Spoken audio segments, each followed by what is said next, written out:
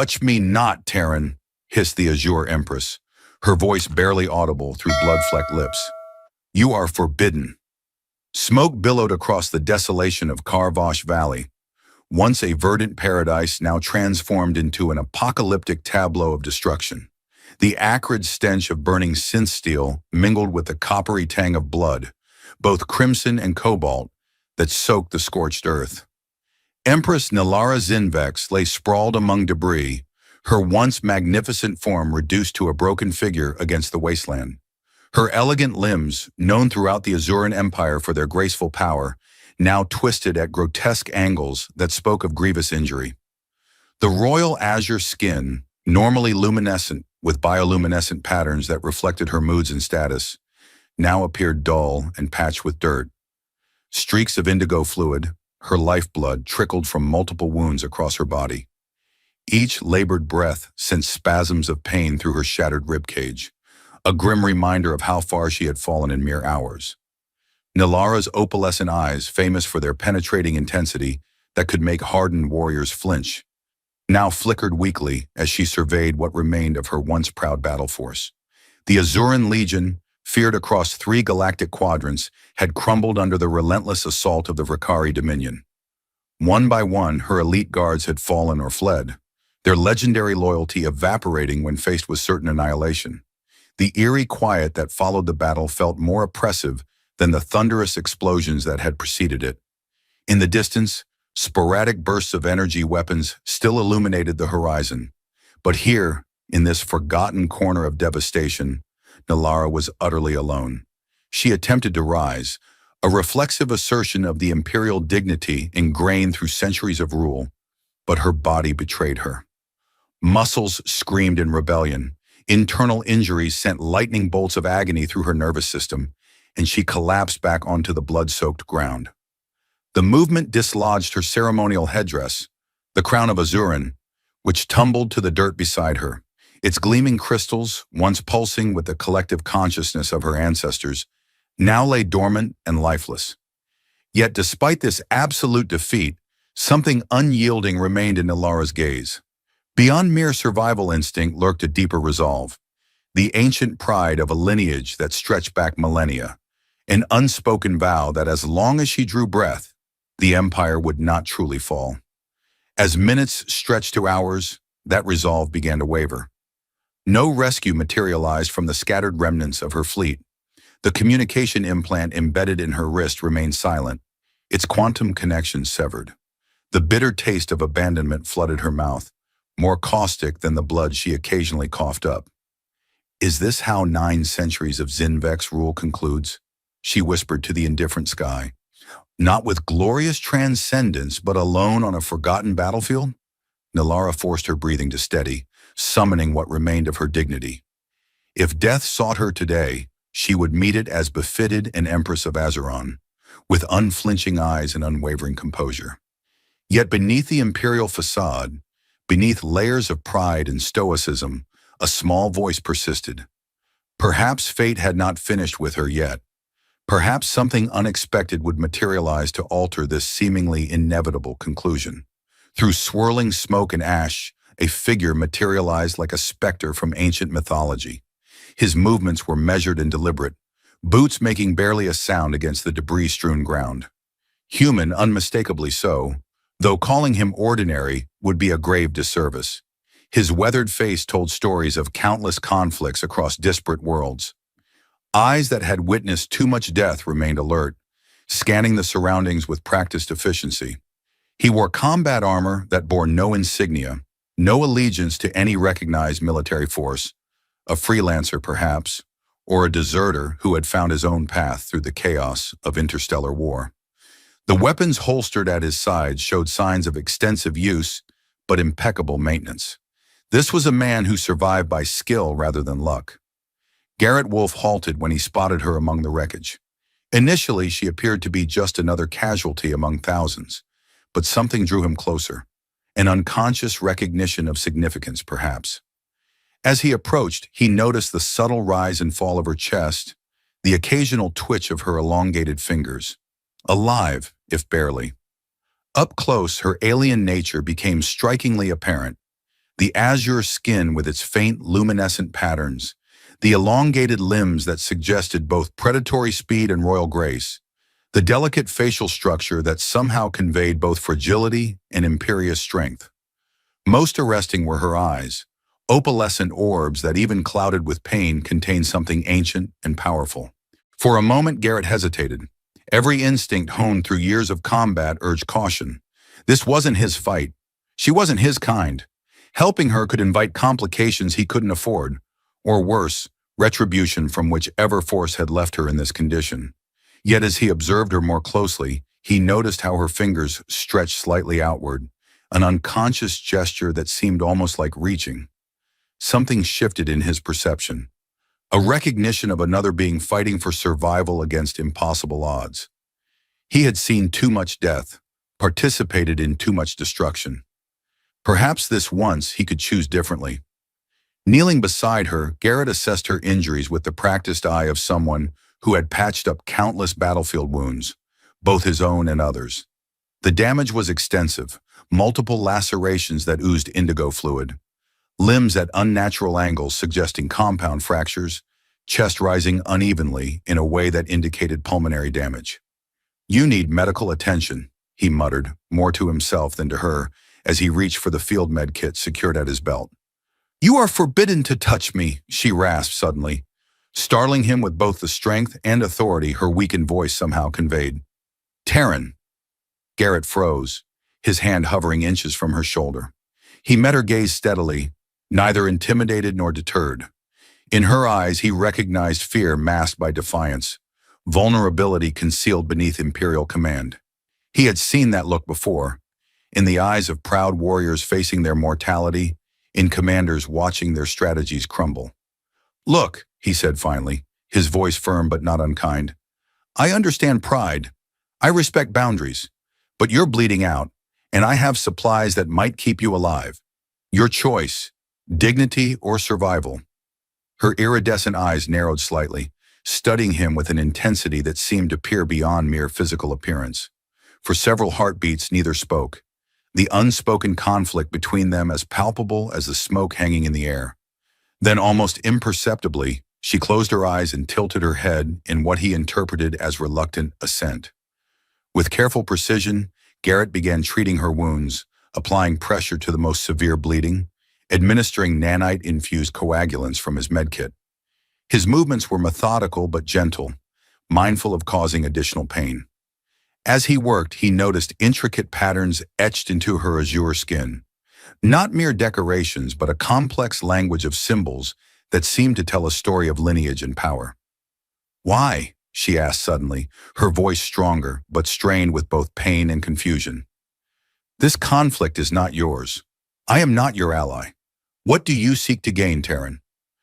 Garrett paused, considering her question with the seriousness it deserved. It wasn't the first time he'd been asked to justify an act of mercy in a merciless universe. "Maybe I've seen enough death," he answered honestly.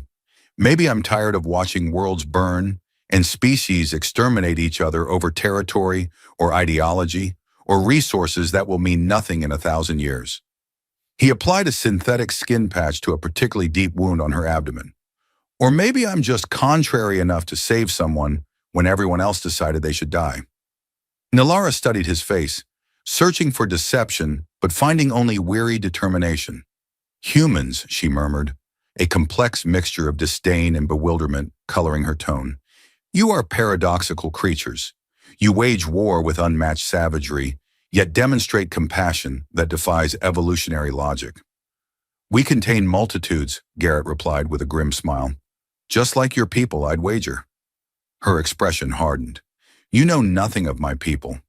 "I know they left you here to die," he countered, meeting her gaze directly. "That tells me something." The truth of his words struck her like a physical blow. She turned away, unwilling to let him witness the raw emotion that threatened to breach her carefully maintained composure. For centuries she had ruled through a combination of awe and fear, demanding absolute loyalty without offering trust in return. Now abandoned and broken, the consequences of that approach lay bare before her. "They followed me because they feared me," she admitted, her voice barely audible. "Not because they loved me. And now..." She trailed off, the unspoken conclusion hanging between them. Garrett frowned, his hands momentarily stilling their work. Fear can control soldiers for a while, he observed quietly, but it doesn't inspire them to sacrifice. It doesn't make them stand their ground when everything's falling apart. He resumed bandaging a wound on her shoulder. Maybe that's why they ran. Maybe they never believed in you, just feared what would happen if they didn't obey. Nilara's jaw tightened, her opalescent eyes flashing with momentary anger at his presumption. Yet she couldn't dismiss his words. They aligned too perfectly with the doubts that had begun to gnaw at her consciousness. Had she mistaken obedience for loyalty? Had her reign, for all its expansion and glory, been built on foundations of sand rather than stone? "What would you have me do?" she asked, unexpected vulnerability threading through her imperial tone. "Abandon centuries of tradition? Pretend affection for beings who exist to serve the Empire's purpose?" "No," Garrett replied firmly, "but maybe start questioning why they abandoned you when things got tough. Maybe stop blaming them and start asking what kind of leader inspires people to stand and fight even when defeat seems certain." His blunt assessment struck deeper than any physical wound. For a moment neither spoke, the tension between them thick enough to cut with a blade. Then almost imperceptibly, Nilara nodded, not in agreement perhaps, but in acknowledgement that his words contained a truth she needed to examine. As Garrett finished treating the worst of her injuries, a fragile understanding began to form between them. Trust remained distant, but mutual respect had taken root, a tentative bridge across the vast divide of species and circumstance. "Can you walk?" he asked, surveying her splinted limbs with professional concern. Nilara attempted to rise, gritting her teeth against the searing pain. Her legs buckled immediately, forcing her to acknowledge a humiliating truth. "Not yet," she admitted reluctantly. Garrett nodded, already calculating their limited options. "Then I'll carry you. We need to find shelter before nightfall. This battlefield will draw scavengers, both mechanical and biological." Before she could protest, he carefully lifted her into his arms, mindful of her injuries. Nilara stiffened at the contact, centuries of imperial protocol screaming against such familiarity from a lower species. Yet necessity overrode tradition, and she found herself reluctantly accepting his assistance. "My crown," she said suddenly, gesturing weakly toward the ornate headdress lying forgotten in the dirt. "I cannot leave it." Garrett hesitated, then carefully retrieved the artifact, securing it to his belt. "Priorities," he murmured. "First survival, then regain your crown, both literally and figuratively." As they left the battlefield behind, Nilara found herself facing an uncertain future for the first time in her centuries-long existence. Her empire might be crumbling, her authority in tatters, but something new and undefined had begun to take shape, a possibility born from the unlikeliest of alliances. The journey ahead would test them both in ways neither could anticipate. The relentless downpour transformed the already treacherous landscape into a nightmarish obstacle course. Mud clung to Garrett's boots like organic weights, each step requiring twice the effort of the last. Carrying Empress Nilara Zinvex, he navigated through the rain-slicked terrain with grim determination, his muscles screaming in protest against the prolonged exertion. "You should leave me," Nilara said, her voice barely audible above the hammering rain. Despite her weakened state, imperial pride colored her tone. "This is futile." "Not happening," Garrett replied through gritted teeth, adjusting his grip as he sidestepped a partially concealed sinkhole. "We started this together. We'll finish it together." Every few minutes, he paused briefly, using whatever meager shelter presented itself, a jutting rock formation, the hollow of a fallen synth steel structure, to catch his breath and check Nilara's condition. The nanite-infused bandages he'd applied earlier glowed faintly with bioluminescence as they worked to accelerate her healing, but the process was painfully slow. Her azure skin, normally vibrant with patterns of light, now pulsed erratically, reflecting her unstable vital signs. In the gathering darkness, these pulses of light served as their primary illumination, casting eerie blue shadows across the rain-washed landscape. Thunder rolled overhead, deep and threatening, while lightning periodically split the sky, momentarily painting everything in stark white brilliance. During these flashes, Garrett caught glimpses of movement at the periphery of his vision. Shadowy figures darting between distant rock formations, watching, following. Friend or foe remained impossible to determine. "We have company," he murmured, instinctively shifting to put his body between Nilara and the potential threat. "I see them," she replied, her opalescent eyes tracking the movement with surprising clarity despite her injuries. "Scavengers, perhaps. Or Rakari scouts. Or your people," Garrett suggested, though without much conviction. A bitter laugh escaped her lips. "My people made their choice when they abandoned their empress on the battlefield." The rain intensified, sheets of water reducing visibility to mere meters. Garrett pressed onward, his tactical mind evaluating and discarding options with practiced efficiency. They needed shelter, not just from the elements, but from whatever eyes tracked their progress through the storm. Nilara shivered against him, her body temperature fluctuating dangerously. The blue blood seeping through her bandages mixed with rainwater, creating ghostly patterns as it ran down her skin. Her breathing had grown more labored, each inhale a struggle against both injury and exhaustion. "Stay with me, Empress," Garrett urged, concern evident beneath his professional demeanor. "Focus on my voice." She made a sound that might have been acknowledgement or derision. It was impossible to tell, but she seemed to rally slightly, her eyes focusing with renewed determination. "There," she whispered suddenly, gesturing weakly toward what appeared to be a natural formation in the hillside ahead. "A cave system. My people used them during the first Rakari incursion." Garrett altered course immediately, heading toward the indicated location. The cave entrance was well concealed, partially overgrown with native vegetation that had adapted to the harsh environment. Inside, the air was cooler but dry, the sound of rainfall diminished to a distant drumming. Using the illumination from his tactical wristband, Garrett examined their temporary sanctuary. The cave extended deeper than initially apparent, branching into multiple chambers. Ancient markings adorned the walls, not random scratches, but deliberate symbols reminiscent of those etched into Nilara's skin. "Your people have been here before," he observed, gently setting her down on a relatively flat surface. Nilara's gaze traced the symbols, recognition flickering across her features. "This was an outpost during the ancestral wars, long before the unification of the Azuran houses." Her voice carried a strange mixture of reverence and melancholy. "My progenitors sheltered here when the three moons aligned and brought the great storms."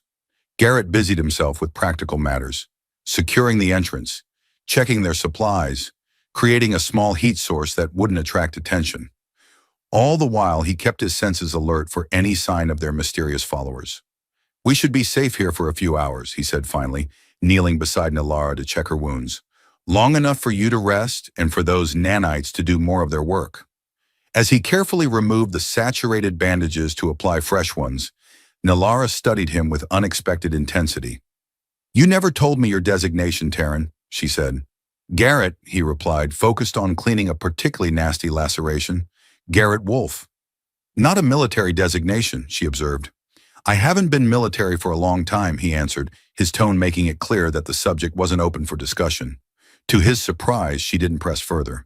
Instead, she said, "I am Nilara Zinvex, 16th Empress of the Azuran Collective, sovereign of the Tri-Spiral Systems, voice of the ancestral consciousness." A pause, then with bitter irony. "Or I was." Garrett met her gaze directly. "Titles are just words, Empress. They don't define what you are when everything else is stripped away." "And what am I without them, Garrett Wolf?" she challenged, genuine uncertainty beneath her imperial manner. He considered her question seriously. "I don't know yet," he admitted. "That's something you'll have to discover. But I suspect there's more to you than ceremonial headdresses and fancy appellations." A tense silence followed, broken only by the distant rumble of thunder and the soft hiss of medical nanites activating on fresh bandages.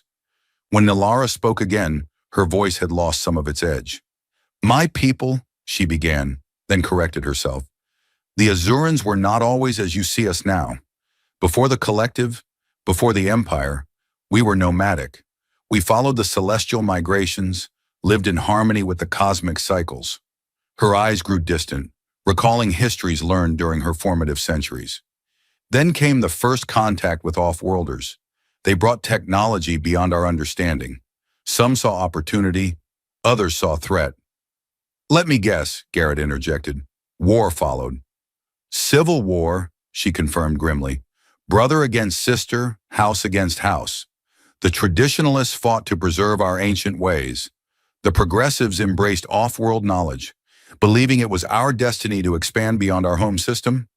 And your ancestors led the progressives, Garrett surmised. Nilara's lips curved in a slight smile. No, my progenitor, Thalaxin Zinvex, was the greatest of the traditionalists. He fought viciously to preserve our isolation. Her expression grew complicated, until the day he witnessed his mate and offspring slaughtered by rival houses. That day he embraced the very technologies he had opposed, not for progress, but for vengeance. Garrett listened silently, understanding dawning in his eyes. The history of species across the galaxy showed remarkable similarities, cycles of violence, revenge, expansion, and eventual decay. He unified the houses through fear, Nilara continued, her voice hollow.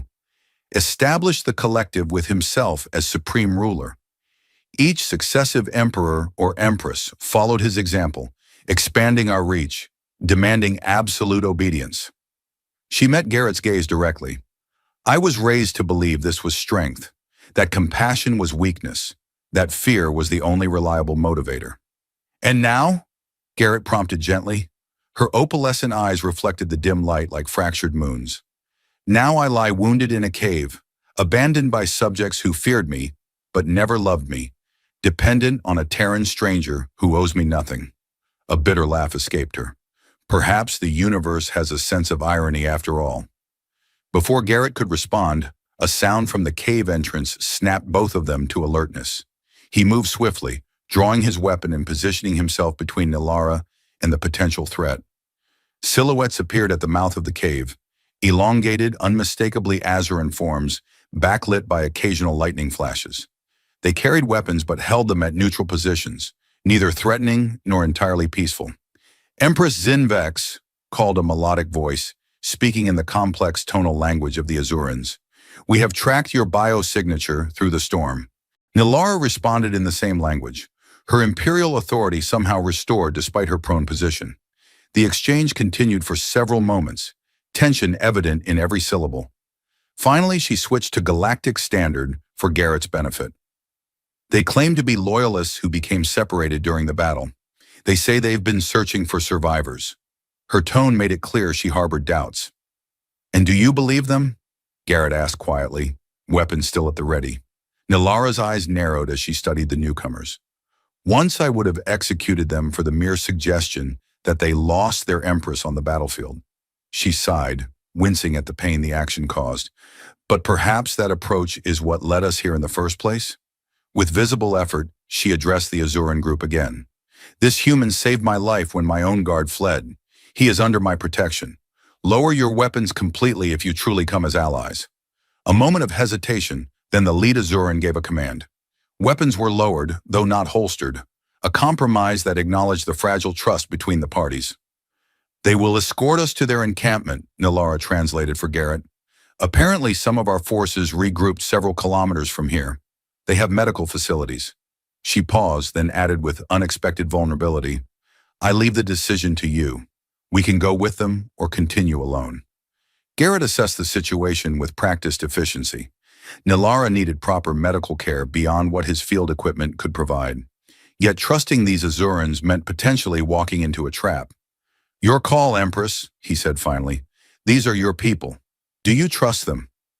The question seemed to catch her off guard. When was the last time anyone had asked for her trust rather than demanding her command? When had she last been required to place faith in others rather than simply expecting obedience? I don't know, she admitted, the honesty costing her visibly. But I think I must learn to, if anything is to change. Garrett nodded, understanding the significance of her response. Then we go together. He holstered his weapon but kept it easily accessible. To the waiting Azurans, he said in Galactic Standard, lead the way, but know this. She doesn't leave my sight. The lead Azuran inclined his elongated head in acknowledgement. Two others approached with a stretcher fashioned from salvaged materials. With careful movements, they transferred Nilara onto it, their touches reverent despite her fallen status. As they prepared to depart, Garrett retrieved the crown of Azuran from where he had safely stowed it. For a moment he held the ornate headdress, studying its intricate construction. Crystal and metal woven together in patterns that seemed to capture light from sources he couldn't identify. "Your crown, Empress," he said, offering it to her. Nilara looked at the symbol of her authority, emotions warring across her features. Then, surprisingly, she shook her head. "Keep it safe for now," she said quietly. "I must earn the right to wear it again." As they emerged from the cave into the ongoing storm, the small party moved with purposeful efficiency. The shadowy figures that had tracked them earlier were nowhere to be seen, either deterred by the larger group or perhaps having been the same Azurans who now escorted them. The rain continued unabated, washing away blood, both blue and red, from a battlefield that represented the end of one chapter and perhaps the beginning of another. Between human and Azuran, between Empress and subject, tenuous connections were forming. Whether they would strengthen or shatter remained to be seen. The Azuran encampment sprawled across a sheltered valley, hidden from aerial surveillance by a combination of natural rock formations and advanced cloaking technology. What had once been an Imperial battalion had been reduced to perhaps 200 survivors, a fraction of their original strength, but more than Nilara had dared hope for. As their party approached, murmurs spread through the gathered Azurans. Many bowed reflexively at the sight of their Empress, centuries of conditioning overriding the unusual circumstances. Others stood frozen, uncertain how to react to their once invincible ruler, now carried on a makeshift stretcher, dependent on the aid of others, including a human. The senior medical officer, an elderly Azuran whose azure skin had faded to a pale cerulean with age, immediately took charge of Nilara's care. Garrett watched as they transferred her to their medical facility, a series of interconnected pods fashioned from salvaged parts of their battlecruisers. "You should let them examine you as well," Nilara said before they separated, her tone making it more command than suggestion. Garrett shook his head. "I'll be fine. Focus on healing." He hesitated, then added, "I won't go far." For a moment, something vulnerable flickered in her opalescent eyes. Fear, perhaps, that once out of sight, he would abandon her, as the others had. Then her imperial mask slid back into place, and she merely nodded before allowing the medical officers to take her inside. Left alone, Garrett became acutely aware of the scrutiny directed his way. The Azurans maintained a respectful distance, but their suspicious glances communicated volumes. He was an anomaly, a human in their midst, somehow connected to their Empress in ways they couldn't comprehend. A tall Azuran warrior approached, his ceremonial armor marking him as a high-ranking officer. Unlike most of his kind, who moved with fluid grace, this one's gait was stiff, favoring his right side, evidence of recent injury. "I am Commander Thalox," he announced in accented galactic standard. "The scouts say you saved our Empress when others fled." His tone suggested skepticism rather than gratitude. "That's one interpretation," Garrett replied neutrally, assessing the commander with practiced caution. "Why would a human risk himself for an Azuran Empress?" Thalox demanded, cutting to the heart of his suspicion. "What do you seek to gain?" It was the same question Nilara had asked, though with considerably less diplomatic phrasing. Garrett considered giving the same answer, but something in the commander's posture, the defensiveness, the barely concealed shame, suggested a different approach was needed. "I was there," Garrett said simply.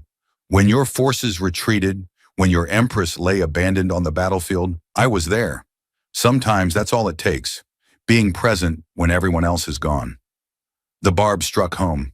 Thalox's facial patterns pulsed with emotions Garrett couldn't fully interpret, but shame and anger were clearly among them. "You know nothing of our circumstances," the commander hissed. "The Rakari unleashed weapons we had never encountered. Our shields failed. Our communications were jammed. Command structure collapsed. And yet here you are," Garrett observed calmly. "Regrouped, organized, apparently functional enough to send search parties." He leaned slightly closer. "But not for your Empress. Not until much later." Thalox's hand dropped to his ceremonial blade, fingers tightening around the hilt. For a moment, violence hung in the air between them, a single wrong word away from eruption. "Commander Thalox," called a melodic voice. Both men turned to see the elderly Azuran who had been treating Nilara. "The Empress requests the human's presence."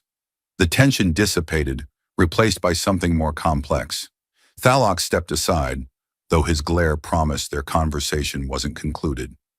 Inside the medical pod, advanced technology hummed with quiet efficiency. Nilara lay on a specialized diagnostic platform, surrounded by holographic displays showing her biological data. Her condition had visibly improved, the nanite treatments Garrett had applied having stabilized her enough for the Azuran physicians to begin more sophisticated interventions. "Leave us," she commanded the medical staff, who immediately complied, filing out of the pod with practiced efficiency. Once alone, Nilara's imperious expression softened slightly.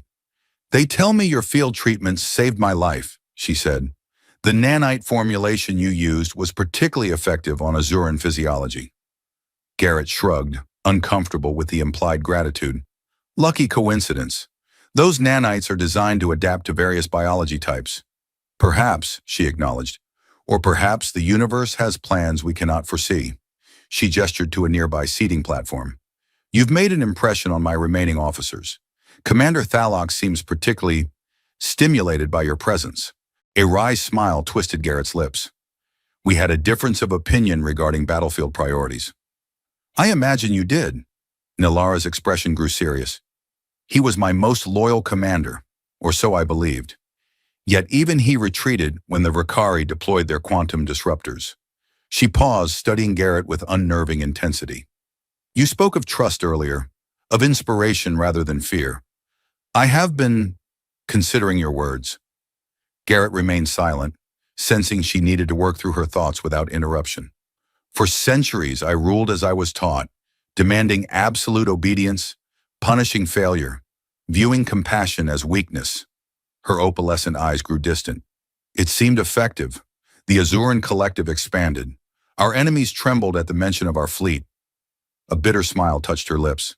"Yet when true adversity arrived, all that fear, all that supposed loyalty, evaporated like morning mist." "Fear motivates people to survive," Garrett observed quietly, "but not to sacrifice." "Yes," Nilara nodded slowly. "I begin to understand the distinction." She shifted, wincing slightly as her healing wounds protested the movement. "My senior officers are gathering to discuss our situation.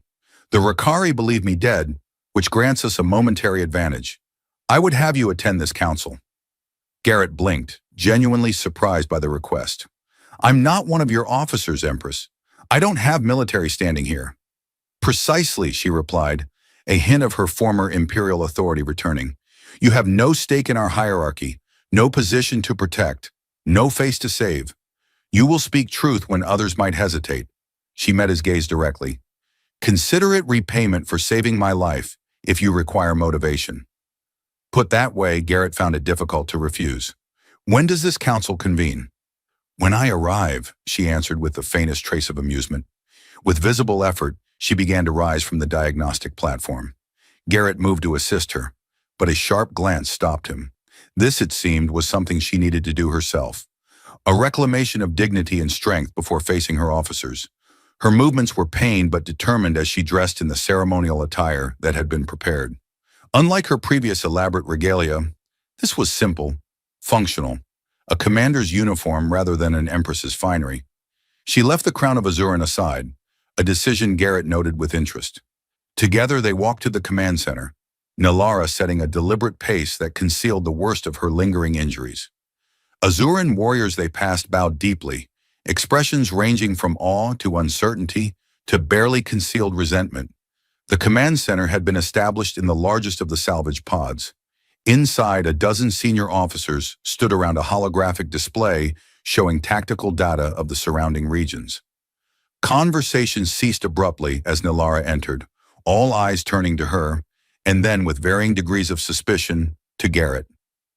"Empress," Commander Thalox acknowledged, bowing stiffly, "we had not expected you to join us so soon after your recovery." "Clearly," Nilara replied coolly, taking her position at the head of the tactical display. "Yet here I stand. The Empress of Azeron does not delegate when the future of her people hangs in the balance." The subtle emphasis on her continued authority wasn't lost on anyone present.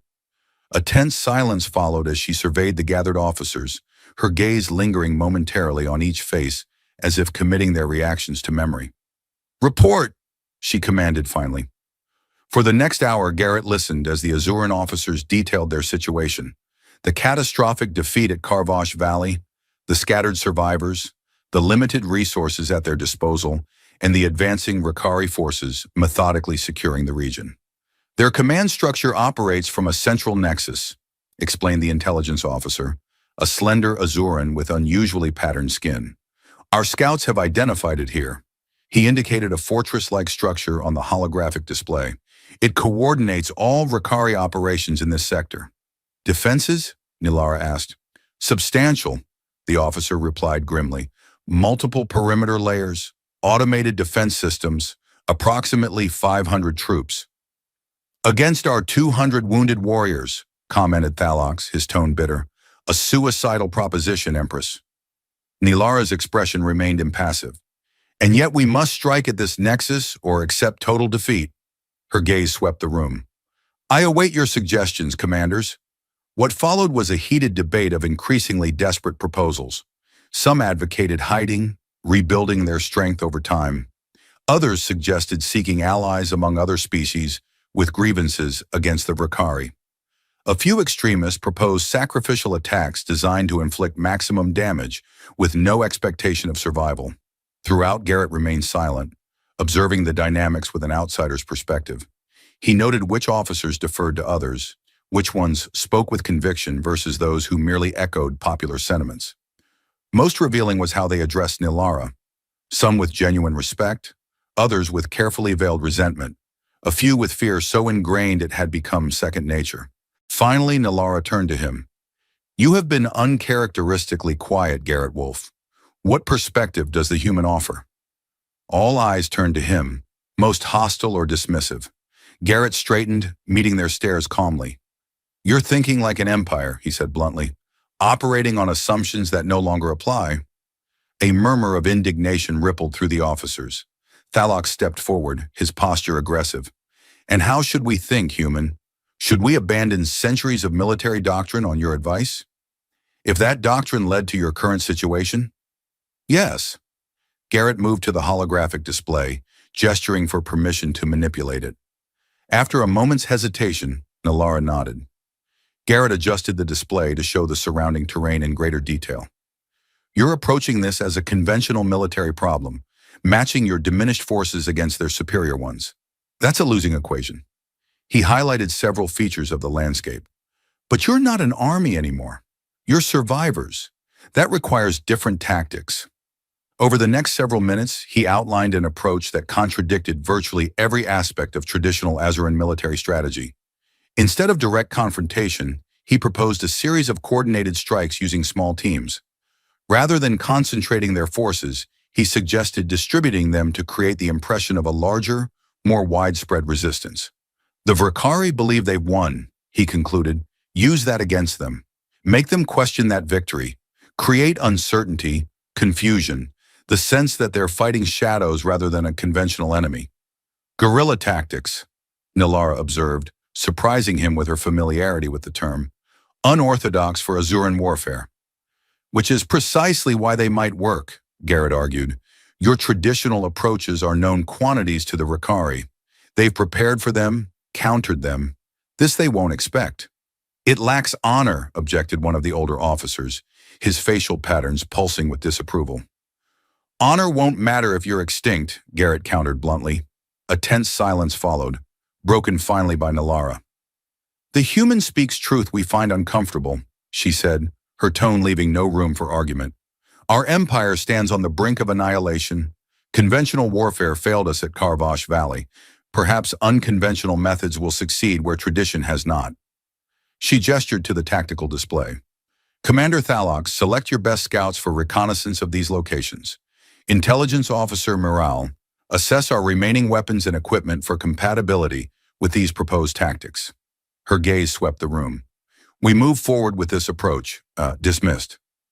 As the officers filed out, many casting dubious glances at Garrett, Nilara remained by the tactical display, studying it with intense concentration. When they were alone, she spoke without looking up. You have upended centuries of Azuran military doctrine in a single council session, she observed, a hint of ironic amusement in her tone. Not since the Third Dynasty has our approach to warfare been so fundamentally questioned. Garrett shrugged. Desperate times. Indeed. She finally turned to face him, her expression unreadable. Tell me, Garrett Wolf, was this truly improvised strategy, or have you been planning this since you found me on the battlefield? The question carried weight beyond its surface meaning. It probed at trust, at intentions, at the strange alliance that had formed between them. I've been in enough losing wars to recognize the patterns, he answered honestly. When conventional approaches fail, when you're outgunned and outnumbered, you adapt or you die. It's not complex philosophy, just survival. Nilara studied him for a long moment, as if seeing beyond his words to the experiences that had shaped them. You speak from personal loss, she said finally, from battles that left scars deeper than those visible on your skin. Garrett didn't confirm or deny her assessment. Some wounds weren't meant for discussion, especially with someone he'd known for such a brief time. Seeming to understand his silence, Nilara changed direction. The council accepted my decision, but make no mistake, many doubt. They follow because I am Empress, because centuries of conditioning demand their obedience. A bitter smile touched her lips. The very culture of fear you criticize now serves a purpose, however temporary. It's bought time, Garrett acknowledged, but fear won't sustain them through what's coming. They'll need something more. Yes. Nilara's opalescent eyes held a new resolve. They will need to believe, not in my divine right to rule, but in their own capacity to prevail against impossible odds. She straightened, decision made. We begin immediately. The Ricari Nexus must be our primary target, but we'll need intelligence, resources, possibly allies. One step at a time, Empress, Garrett cautioned. Your people need to adjust to this new approach. Too much change too quickly and the whole structure collapses. She acknowledged his point with a slight inclination of her head.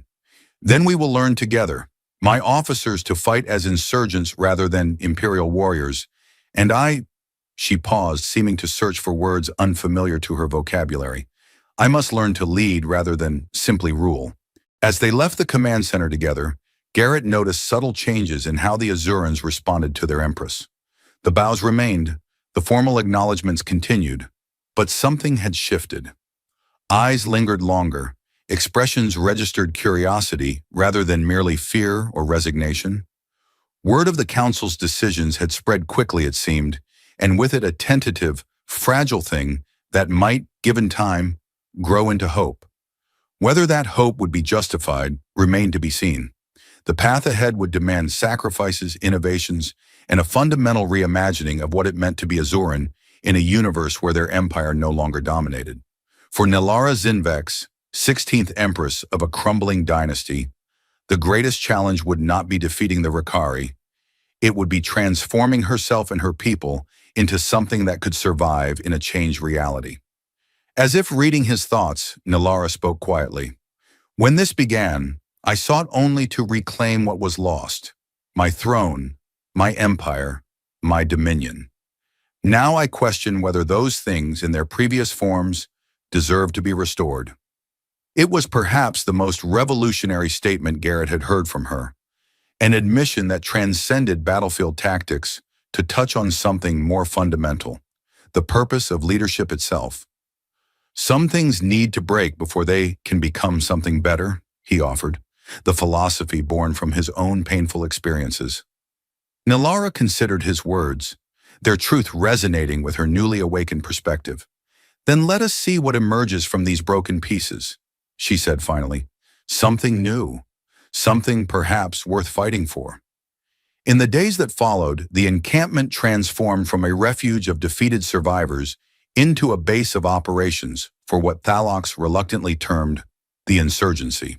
Small teams ventured out on missions of increasing complexity and daring, gathering intelligence, sabotaging Ricari supply lines, establishing contact with other pockets of Azuran resistance scattered across the region. Garrett found himself at the center of this transformation, his experience in unconventional warfare proving invaluable. He trained Azuran warriors in techniques they had previously considered beneath their dignity: stealth approaches, hit-and-run attacks, psychological warfare designed to create the impression of a much larger resistance force. Most surprising was Nilara's direct involvement. Rather than commanding from a position of remote authority, she participated in planning sessions, learned the techniques alongside her warriors, and even accompanied a reconnaissance mission to observe Rakari patterns firsthand. Though her injuries had not fully healed, her determination never wavered. In the process, something unprecedented began to emerge, a relationship between empress and subjects based on mutual respect rather than fear and obligation. Warriors who had once obeyed out of conditioning now followed out of growing conviction. Ideas were offered freely, innovations suggested without fear of punishment for overstepping. For Garrett, watching this evolution stirred complicated emotions. He had seen enough conflicts to recognize the patterns forming, the forging of bonds through shared hardship, the emergence of genuine loyalty born from respect rather than coercion.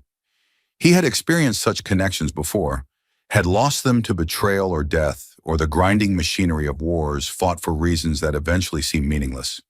Maintaining emotional distance had become second nature, a survival mechanism as essential as breathing. Yet something about this situation, about Nalara's transformation in her people's response, made complete detachment impossible. One evening, as they reviewed intelligence gathered from their latest mission, Nalara noticed his unusual silence. "Your thoughts are elsewhere, Garrett Wolf," she observed, using his full name as she often did, as if the formality provided necessary distance. "Something troubles you." He considered deflecting, but opted for partial honesty. "Progress has been faster than I expected. Your people have adapted well." "But," she prompted, her perceptiveness having sharpened during their time together. Garrett sighed, setting aside the tactical display they'd been studying. "But success brings escalation. The Rakari are adjusting their strategies, deploying more resources to counter our activities. They're no longer treating this as a simple cleanup operation. They recognize the threat." "Is that not what we intended?" Nalara asked, though her tone suggested she already understood his concern. "It means they'll bring heavier assets into play." Garrett met her gaze directly. "The next phase will be bloodier. We'll lose people. The victories so far have been relatively clean. That won't continue." Nilara was silent for a moment, absorbing the implications. "You fear my people will revert to their old patterns when faced with significant losses. That in the crucible of true adversity, this fragile new approach will shatter." "It's a possibility," he acknowledged. She surprised him with a question that probed deeper than tactics. "And what of you, Garrett? What will you do when the losses mount? When Azuran warriors you've trained fall in battle? Will you maintain this alliance, or will you determine that your debt is paid and seek safer harbors?" The directness of her question caught him off guard. She was asking about loyalty, about commitment beyond the exigencies that had thrown them together. It was territory he had carefully avoided, maintaining the fiction that his involvement was temporary, practical, without deeper significance. "I don't abandon missions halfway through," he said finally, deliberately keeping his response focused on the tactical rather than the personal. Nilara studied him with those unsettling opalescent eyes that seemed to perceive more than he intended to reveal. "No," she said softly, "I don't believe you do." She straightened, imperial dignity settling around her like a cloak. "Tomorrow we begin planning the operation against the Rakari Nexus. All our previous activities have been building toward this objective. Success would change the balance of this conflict significantly." "And failure," Garrett asked, though he already knew the answer, "would likely mean the end of organized Azuran resistance in this sector," she replied without flinching. "The stakes are absolute, as they have always been." As she turned to leave, she paused at the entrance to the tactical center. "Whatever comes, Garrett Wolf, know that you have already altered the course of Azuran history. Whether that alteration leads to salvation or merely a more dignified extinction remains to be seen, but it will not be forgotten." With those words, she departed, leaving Garrett alone with the tactical displays and his troubling thoughts. Her statement carried the weight of legacy, of actions that transcended immediate survival to touch on something more enduring.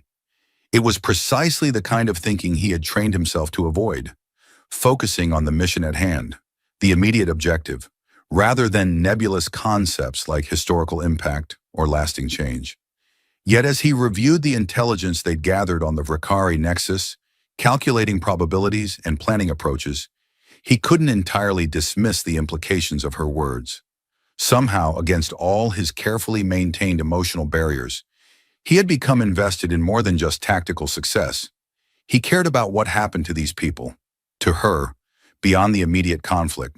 That realization was both unwelcome and undeniable. It complicated everything. The Rakari command nexus loomed against the horizon, its architecture a testament to brutal efficiency. Unlike the flowing, organic structures favored by the Azurans, the fortress appeared to have been carved from a single massive block of dark material that absorbed light rather than reflected it. Sensor arrays and weapons platforms protruded at strategic intervals, while energy fields created shimmering barriers around the most critical sections. From their observation point several kilometers distant, Garrett studied the facility through enhanced optics, methodically cataloging defenses and potential vulnerabilities. Beside him, Nalar and Commander Thalox did the same, their expressions equally grim. Their patrol patterns have changed, Thalox noted, highlighting a section of the perimeter. Response times are shorter. They're anticipating infiltration attempts. Expected, Garrett replied, adjusting his focus to examine a secondary entrance partially concealed by topographical features. Our activities over the past weeks have put them on alert. They know someone's out here. They just don't know it's you. He glanced at Nalara. The belief that the Empress of Azeron died at Karvosh Valley remains our greatest advantage. Nalara nodded, her opalescent eyes reflecting the distant fortress. An advantage we must leverage precisely. She turned to Thalox. Are the teams prepared? As much as possible given the constraints, the commander answered, his earlier hostility toward their guerrilla approach having mellowed into grudging acceptance. Though I maintain that dividing our forces further reduces our already limited strength. Conventional thinking, Garrett countered, not unkindly, multiple smaller teams create multiple problems for the enemy to solve simultaneously. They can't concentrate their response if attacks come from different vectors. Thalox still appeared dubious, but deferred to Nalara's authority. The teams are ready, Empress. We await only your command. Nalara studied the fortress for a moment longer, her expression revealing nothing of her inner thoughts. When she spoke, her voice carried the quiet certainty that had increasingly replaced her former imperial pronouncements. We proceed as planned. Communications discipline is absolute. Quantum encryption protocols only, and minimal transmission duration. Her gaze shifted to include both males. If any team is compromised, they continue their assigned objective rather than attempting rescue operations. The Nexus is the priority. Understood, Thalox acknowledged, though the slight tension in his elongated frame suggested he found the order difficult to accept. The Azuran military culture had traditionally emphasized leaving no warrior behind, another aspect of their approach that Nalara had been forced to reconsider. As Thalox moved away to relay final instructions to the team leaders, Nalara turned to Garrett. You will coordinate from the secondary command post, she stated, her tone making it clear this was a decision already made. Garrett frowned. My place is with the primary infiltration team, he countered. I have the most experience with this type of operation. Precisely why you must remain in coordination position, she replied evenly. Your tactical oversight is more valuable than your presence on any single team. He studied her face, recognizing the strategy behind her words but suspecting an additional motive. And if something happens to you, if the primary team is compromised, her expression softened slightly, confirming his suspicion. Then someone with both the knowledge and the authority to continue must remain. Someone the warriors will follow even if their empress falls. She held his gaze steadily. They trust you, Garrett. Not all, not completely, but enough. That trust may prove crucial if events turn against us. The implication was clear. She was designating him as her contingency, ensuring the mission would continue regardless of her survival. It was both a pragmatic decision and a profound statement of trust that transcended their different species and histories. I still don't like it, he muttered, though he recognized the logic of her position. A rare smile briefly illuminated her features. Your preferences have been noted, Garrett Wolf. My decision stands. Before he could formulate a response, Thalox returned, accompanied by the leaders of the various strike teams. Final coordinates were distributed, timing synchronized, Contingencies reviewed one last time. Throughout, Nilara maintained the controlled confidence that had become her hallmark during their weeks of preparation. Neither the distant imperial figure she had once been, nor an overly familiar comrade, but a leader who commanded respect through competence rather than fear. As the meeting concluded and the warriors dispersed to their assigned positions, Nilara held Garrett back with a slight gesture. When they were alone, she removed a small device from her tactical harness and presented it to him. "What's this?" he asked, examining the crystalline object that pulsed with faint bioluminescence. "A quantum-linked communicator," she explained, "paired specifically to my neural patterns. If circumstances prevent my direct communication, my final thoughts will transfer to this device." Garrett stared at the crystal, suddenly uncomfortable with its implications. Nilara, it was perhaps the first time he had addressed her simply by name, without title or formality. The significance wasn't lost on either of them. "A precaution only," she assured him, her tone softening. "One I do not anticipate needing." He accepted the device reluctantly, securing it in his own equipment harness. "Make sure it stays that way," he said gruffly. "I've put too much effort into keeping you alive to have you throw it away on some heroic last stand." Her expression grew serious again. "If sacrifice becomes necessary, I will not hesitate. The mission is the priority," he finished for her. "I know. Just be careful." The words felt inadequate, laden with sentiments he wasn't prepared to articulate even to himself. She inclined her head slightly, acknowledgement and promise combined. "Until we reunite, Garrett Wolf." With that, she turned and moved with fluid grace to join her strike team, her azure skin catching the faint light of Azuron's triple moons as they emerged from behind cloud cover. He watched until she disappeared from view, then made his way to the secondary command post, where he would coordinate the complex operation. The attack began precisely as planned.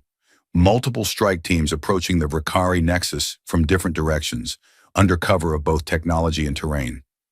From his position at the command post, Garrett monitored their progress through encrypted communications and remote sensor feeds, providing real-time adjustments as the situation evolved. The initial phases proceeded with remarkable success.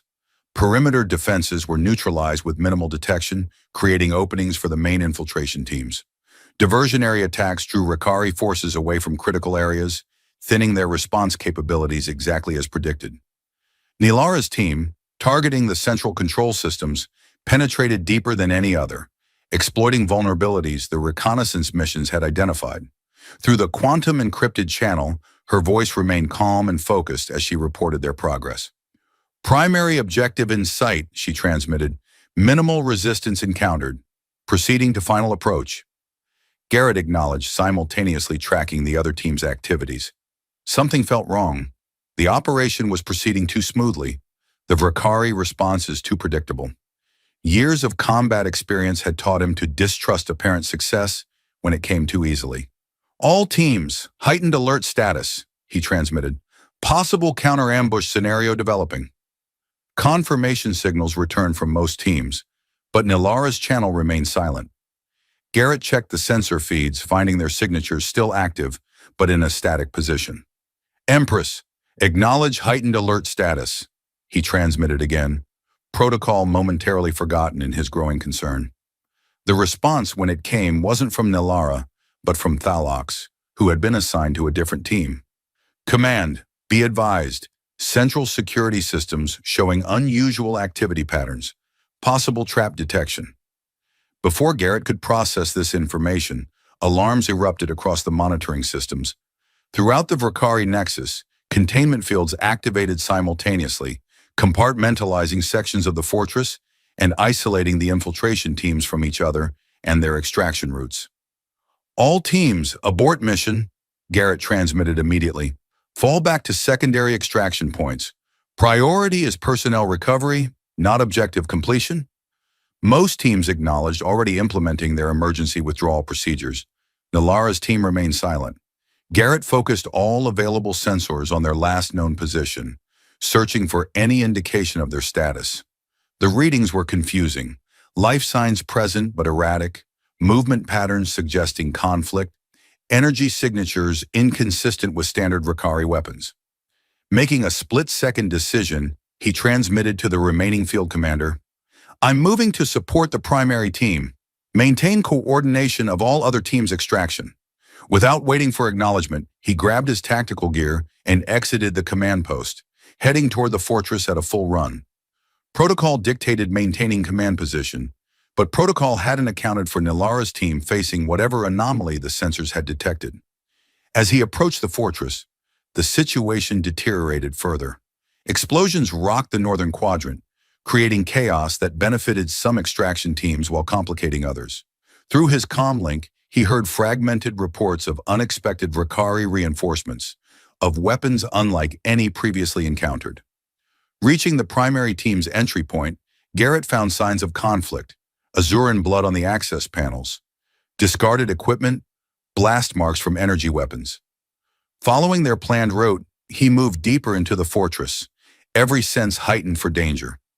The quantum-linked communicator Nilara had given him pulsed suddenly, growing warm against his chest.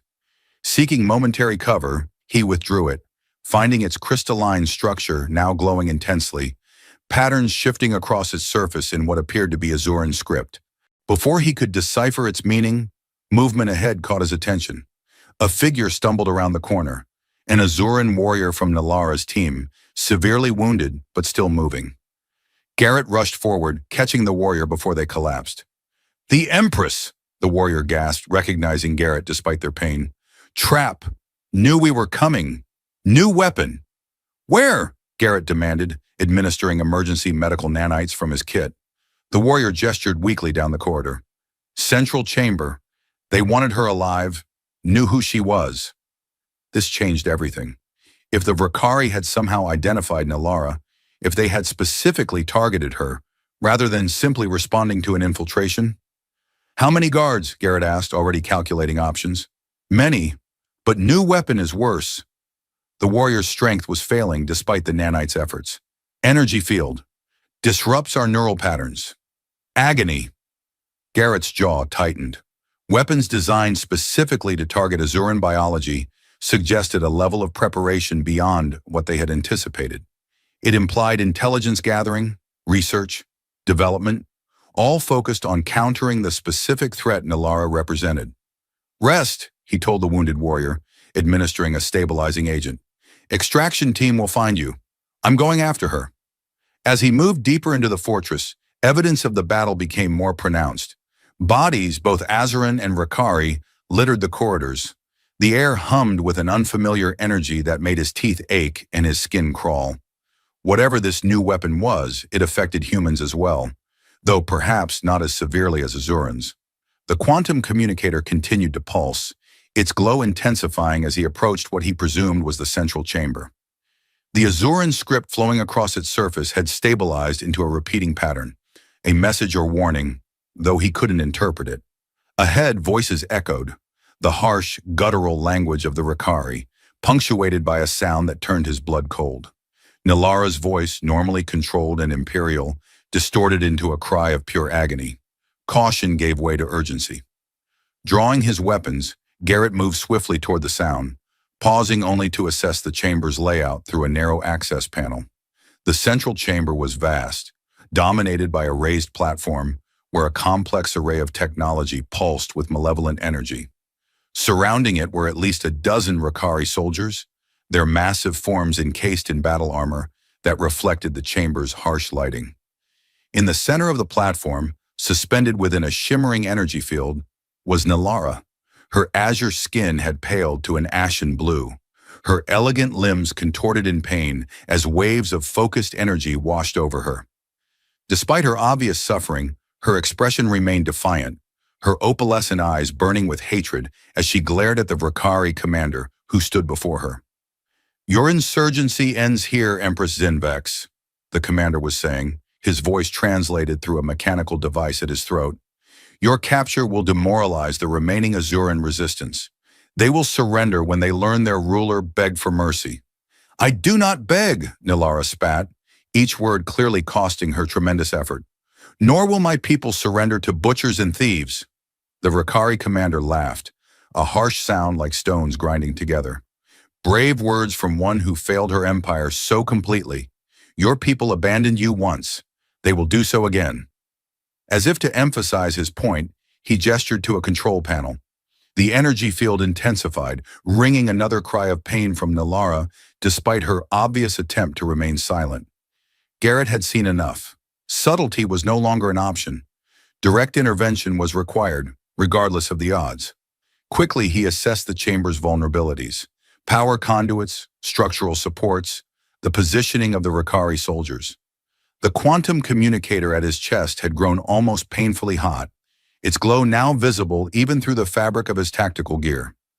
Removing it, he found the Azuran script had formed a specific pattern, one he had seen before in Nalara's tactical displays. It was a detonation sequence. Understanding dawned with crystal clarity. The communicator wasn't just a communication device, it was a quantum-linked explosive, capable of disrupting the specific energy frequencies the Rakari were using to torture Nalara. She had anticipated this possibility, had prepared for it with characteristic thoroughness. Activating the sequence would create a localized quantum disruption that would likely disable the energy field holding her. It would also, he realized grimly, cause significant damage to anyone within its radius, including Nalara herself. It was both weapon and last resort. A final act of defiance should capture become inevitable. Garrett made his decision, setting the communicator to its maximum disruptive potential but minimum explosive force. He created a different kind of strategy. Withdrawing one of his own specialized weapons, a sonic disruptor designed to overwhelm sensitive audio receptors, he calibrated it to the Rakari's known physiological vulnerabilities. Then, with careful aim, he threw the quantum communicator through the access panel directly at the main power conduit, feeding the energy field that held Nalara. The effect was instantaneous and catastrophic. The quantum disruption collided with the energy field's containment systems, creating a cascade failure that spread through the connected systems. Alarms blared as emergency protocols activated, further adding to the chaos. In the crucial moments of confusion, Garrett activated the sonic disruptor and entered the chamber, its debilitating frequencies causing the Rakari soldiers to stagger and clutch at their audio receptors. Taking advantage of their disorientation, he moved with lethal efficiency, neutralizing the closest threats with precision strikes. The energy field containing Nalara flickered and failed, dropping her unceremoniously to the platform. Despite her weakened state, she recovered with remarkable speed, immediately assessing the situation and moving to capitalize on the advantage Garrett had created. Together, they fought their way through the disoriented Rakari forces, each anticipating the other's movements with a synchronicity born from weeks of training together. Nalara, despite her torture, moved with deadly grace, her knowledge of Rakari physiology allowing her to target vulnerable points with devastating effectiveness. The Rakari commander, recovering faster than his subordinates, roared commands in his guttural language. Reinforcements began pouring into the chamber from adjacent sections of the fortress, threatening to overwhelm them through sheer numbers. "The control systems!" Nalara shouted over the cacophony of battle, gesturing toward a secondary console. "If we can access them, we can trigger the fortress's automated defense protocols." Understanding her intent immediately, Garrett provided covering fire while Nalara moved to the console. Her elongated fingers danced across the alien interface with surprising familiarity. "Rakari systems are based on technology they stole from us centuries ago," she explained, never pausing in her work. "The underlying architecture remains similar enough to—" The console erupted in a shower of sparks as the Rakari commander fired directly at it, missing Nalara by millimeters. Garrett returned fire, forcing the commander to seek cover. "Plan B," Nalara announced, pulling a small device from her tactical harness. "Remote detonation of the charges my team placed before we were discovered." "That'll bring the entire fortress down on us," Garrett protested, dispatching another Rakari soldier who ventured too close. Her opalescent eyes met his, a familiar determination burning within them. "Do you have a better suggestion?" He didn't, and they both knew it. Their extraction window was rapidly closing as more Rakari forces converged on their position.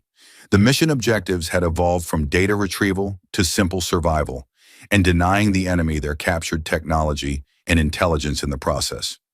"Do it," he confirmed, already calculating their escape route through the chaos that would follow. Nalara activated the device. Throughout the fortress, strategically placed explosives detonated simultaneously, targeting critical structural supports and power systems. The results were immediate and devastating. Sections of the fortress began to collapse, power fluctuated wildly, and automated systems initiated emergency protocols that further complicated the Vakari response. Taking advantage of the confusion, Garrett and Nalara fought their way toward an emergency egress point identified during their earlier planning. The path was treacherous, blocked in places by debris and defended by increasingly desperate Vakari soldiers. But their combined determination proved sufficient to overcome each obstacle. As they neared the exit, a final challenge awaited. The Vakari commander, seemingly anticipating their route, stood blocking their path. Unlike his subordinates, he showed no signs of panic or disorientation. His massive form, encased in armor that dwarfed even the largest of his soldiers, radiated both power and rage. "You will not escape, Empress Zinvex," he growled, his translation device giving his words an artificial flatness that somehow made them more menacing. "Your resistance ends here, along with your human ally." Nalara straightened, her imperial dignity asserting itself despite her injuries and exhaustion. "You speak of endings, Commander Vreknar, yet fail to recognize your own. The Azuran Collective has withstood greater threats than you. We will endure long after your dominion crumbles to dust." The use of his name seemed to surprise the commander momentarily, a tactical advantage Garrett and Nalara exploited without hesitation. Moving in perfect coordination, they attacked from different angles, forcing the massive Rakari to divide his attention. The battle was brief but intense, both sides fighting with the desperation of those who recognized the encounter's significance. Vreknar's superior strength and armor gave him advantages, but Garrett and Nalara's synchronized tactics gradually overwhelmed his defenses. A critical moment came when Nalara, feinting to draw the commander's attention, created an opening that Garrett exploited to target a vulnerable connection in the Rakari's armor. The resulting damage disrupted the power systems that enhanced his strength, momentarily staggering him. In that crucial instant, Nalara struck with precise lethality, her weapon finding the narrow gap between helmet and torso armor. The commander collapsed, his massive form blocking the corridor, but no longer presenting an active threat. Wasting no time on celebration, they continued toward the exit, now moving with increased urgency as the fortress's destruction accelerated around them. Support beams groaned under structural stress, power conduits exploded in cascading failures, and the very floor beneath them began to tilt as foundational elements gave way. They emerged from the fortress minutes before its catastrophic collapse, the ground trembling beneath their feet as they put distance between themselves and the imploding structure. Behind them, the Vakari Nexus, the command center that had coordinated the conquest of this sector, disappeared in a maelstrom of energy discharges and structural failure. Only when they had reached the relative safety of elevated terrain did they pause, turning to witness the complete destruction of their objective. The fortress, once an imposing symbol of Rakari dominion, was reduced to a smoking crater, occasional secondary explosions still erupting from its ruins. "It is done," Nalara said quietly, satisfaction and exhaustion mingling in her voice. "The Rakari war machine in this sector has been decapitated. Their forces will fall into disarray without central coordination."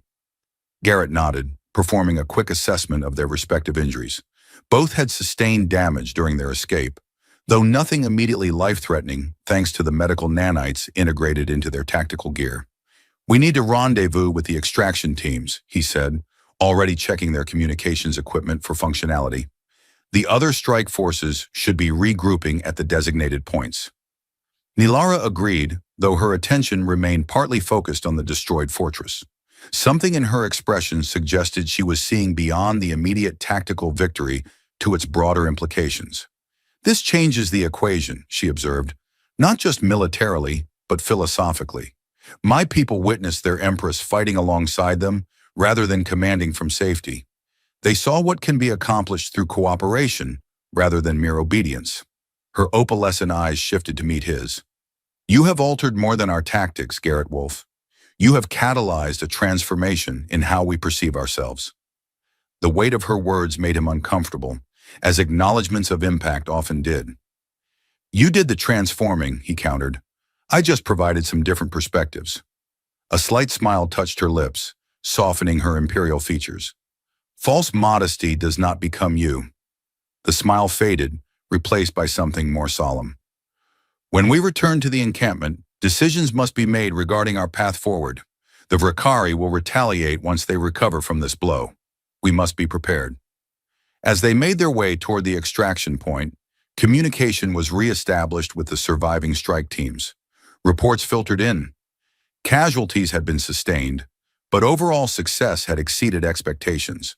The Vrikari nexus was destroyed, and with it their ability to coordinate large-scale operations in the immediate future. More surprising were the reports from other sectors. Apparently, news of the Azuran resistance had spread, inspiring similar uprisings across territories the Vrikari had considered secured. What had begun as a desperate last stand by a defeated empress and her remaining loyal subjects had evolved into something approaching a coordinated insurrection. When they finally reached the extraction point, they found more than just the strike teams awaiting them. Additional Azuran forces had arrived, warriors who had been scattered during the defeat at Karvash Valley, civilians who had taken up arms, even representatives from allied species who had suffered under Vrikari expansion. The reception they received was unlike anything Nilara had experienced in her centuries of rule. Where once her subjects had bowed in fearful respect, now they greeted her with genuine admiration, tinged with something new. Hope. They had witnessed her willingness to fight alongside them, to risk herself for their collective survival, and it had transformed their perception of her from distant ruler to true leader. Garrett observed this transformation with mixed emotions. Part of him, the professional soldier, the tactical advisor, felt satisfaction at the mission's success and its broader strategic implications. Another part, one he had tried to keep carefully compartmentalized, recognized that his involvement with Nilara and her people had evolved beyond professional parameters. He had become invested in their struggle, in their transformation, in the possibility they represented of something better emerging from the ashes of conflict.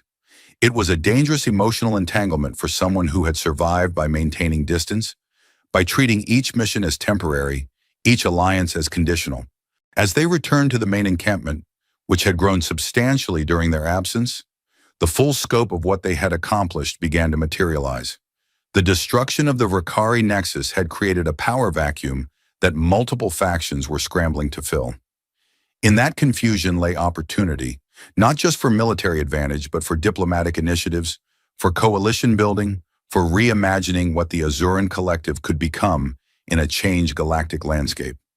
Nilara, sensing the potential of this moment, convened a council unlike any in Azuran history.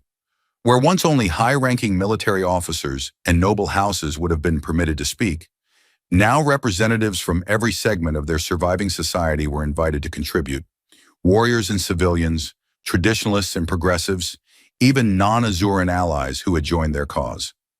Garrett found himself included in this council, seated at Nilara's right hand, a position of honor that made many traditionalists uncomfortable, but symbolized the new approach she was embracing. Throughout the discussions, she sought his perspective, valuing his outsider's viewpoint and his experience with conflicts across multiple star systems. The Vrikari believed they had defeated us at Karvash Valley. Nilara addressed the assembled representatives, her voice carrying the authority of both traditional rule and newly earned respect. They thought the Azuran collective would crumble with the fall of its empress and the destruction of its main fleet. Her opalescent eyes swept the gathering. Instead, we have demonstrated that the Azuran spirit cannot be conquered through conventional warfare. Our strength lies not in our technology or our numbers, but in our adaptability, our resilience, and our unity of purpose. Murmurs of agreement rippled through the assembly, strongest among those who had participated in the guerrilla campaign against the Vrikari. Even former skeptics like Commander Thalox now nodded in acknowledgement of the truth in her words. Moving forward, Nilara continued, we must expand upon what we have learned. The old Azuran collective, ruled through fear and rigid hierarchy, would not have survived this crisis. The new collective must be founded on different principles: mutual respect, shared responsibility, and the recognition that true strength comes from diversity of thought rather than enforced uniformity. For some of the older Azurans, This represented a radical departure from centuries of tradition. Objections were raised, concerns voiced about abandoning the practices that had built their empire in the first place. Nilara listened to each perspective with genuine attention, neither dismissing traditional viewpoints nor allowing them to override the clear lessons of recent events. Throughout the council, Garrett remained largely silent, offering input when directly asked, but recognizing that this was a pivotal moment in Azuran culture that they needed to navigate primarily on their own terms. His role was shifting from tactical advisor to something more nuanced, witness and occasional guide to a transformation that would ultimately be of their own making. As the council concluded its initial session, having established working parameters for their continuing resistance against the Rakari, Nilara requested a private moment with Garrett. They walked together to a vantage point overlooking the expanded encampment, now resembling a small city more than a military outpost. "You were uncharacteristically quiet during the council," she observed, her tone curious rather than accusatory. "It wasn't my place to dominate that conversation," he replied honestly.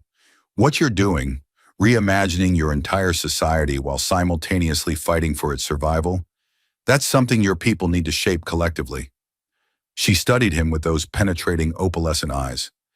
"Yet your influence is undeniable. The tactics you introduced, the perspectives you shared, they have altered our course irrevocably. For better or worse," he acknowledged with a slight shrug. "For better," she stated firmly, "though perhaps not without cost." Her gaze shifted to the horizon, where the first hints of dawn were beginning to illuminate the landscape. The Azuran collective as it existed for 9 centuries is gone. What replaces it will be different, more adaptive, more inclusive, perhaps less dominating in its approach to other species. Some will view this as decline rather than evolution. "Change always faces resistance," Garrett observed, "especially when it challenges ideas people have built their identities around." "Indeed," Nilara turned to face him directly, "which brings me to a matter of some delicacy. Your role in our continued struggle." Garrett had been anticipating this conversation, though perhaps not so soon after their victory. With the immediate crisis addressed, the question of his continued presence among the Azurans naturally arose. "You're wondering if I'm planning to leave," he surmised. "The thought has occurred," she admitted. "Your initial involvement was circumstantial, a chance encounter on a battlefield, a decision made in the moment. No formal allegiance binds you to our cause." Beneath her carefully neutral tone, he detected something more personal, a concern that transcended strategic considerations to touch on the connection that had formed between them during their shared trials. "What would you prefer?" he asked, wanting her to articulate her position before revealing his own thoughts. Nilara straightened, imperial dignity briefly reasserting itself. Then, visibly making a decision, she allowed that facade to soften. "I would prefer you remain," she said simply. "Not merely as tactical advisor, though your expertise in that regard remains invaluable, but as—" she hesitated, seemingly searching for the right term. "As partner in this transformation we have begun. Few understand as you do both what we were and what we might become." The word partner carried implications that neither of them fully addressed, an acknowledgement of a relationship that had evolved beyond professional parameters into something more complex and significant. Garrett considered her words carefully. The professional soldier in him recognized that the Azuran conflict was far from resolved. The Rakari would recover, would adapt their strategies, would seek vengeance for the destruction of their nexus. From a purely tactical perspective, the challenges ahead would be fascinating. The opportunities to further develop guerrilla methodologies against a superior conventional force compelling. But it was not tactics alone that influenced his decision.